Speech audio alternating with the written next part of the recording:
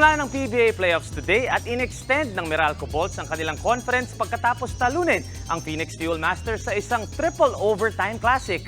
Down 3 na ang Bolts sa fourth quarter pero nagpakawala ng matinding 3-pointer si Chris Newsome para itulak ito sa unang overtime. Di kita ng naging laban sa first and second OT pero nagpakita ng composure at conditioning ang Meralco at sinecure na ang panalo sa pangatlong extension. 6 na manlalaro sa koponan ni Coach Luigi Trillo ang pumuntos in double figures kaya pupunta sa do-or-die game ang quarter-final series. Mga kapatid, balik sa tuktok ng PBA 3x3 Mountain ang Meralco Bolts pagkatapos talunin ang TNT Triple Giga sa finals ng Leg 3 ng third conference. Mainit na inumpisahan ng Bolts ang laro at nakalamang agad 13-6. Pero hindi basta-basta bumigay ang Triple Giga at binabasa isa ang kalamangan sa huling 20 seconds ng laro, 18-19.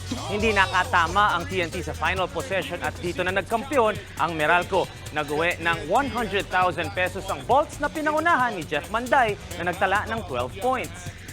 What's up mga kapatid? It's your sports Tito Mike Reyes at huwag magpahuli sa mga umaaksyong bakbakan at harapan sa loob at labas ng bansa. Para sa mga pandinang sports news, mag-follow at mag-subscribe sa social media pages ng News 5. Alam nyo na ha?